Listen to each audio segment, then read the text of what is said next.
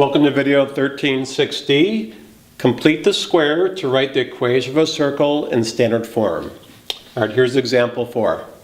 Find the center and radius of the circle given by this equation, x squared minus 8x plus y squared minus 10y equals 8. All right, so recall for completing the square, it only works when the lead coefficient is 1.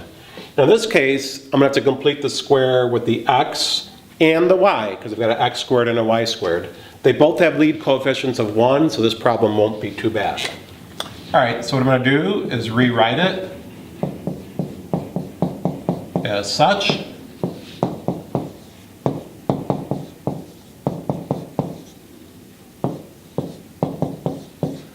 So all I did was I combined the x terms, I put on a magic box, and the y terms, and I put in a magic box. If I had any constants here, I'd bring them all to the right-hand side.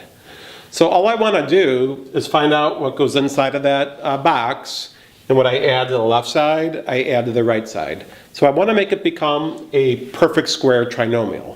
And perhaps you recall from Algebra 2, what we do is we take that coefficient of the middle term, and we take half of it, and then we square it. So the way I remember it is half and square. So I'm just going to write half and square. So that's really the important thing to remember. Okay, so I've got 1/2 of negative 8, and then I'm going to square it. And you don't really have to worry about the sign, because again, when you square things, if they're negative, they become positives, but whatever.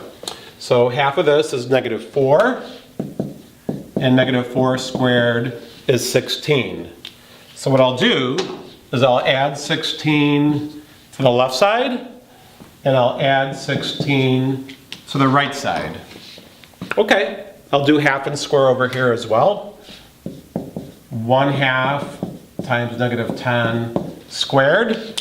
So it's going to be negative 5 squared, which would be 25. So what I'm going to do is add 25 to the left side and add 25 to the right side.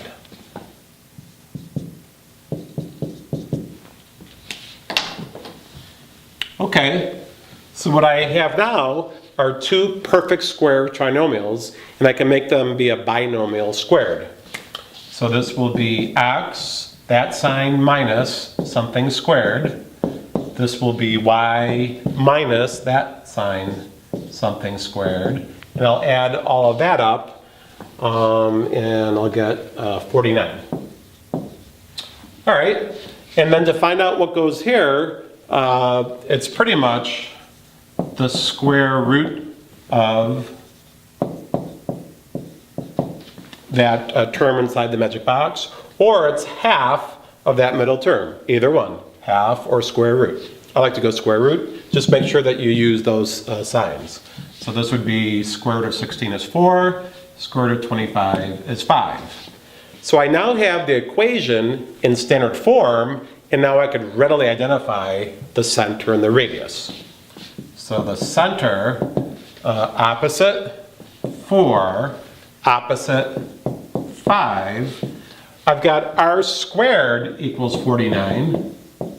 So then r would be the square root of 49, which would be 7. And this was kind of important as well.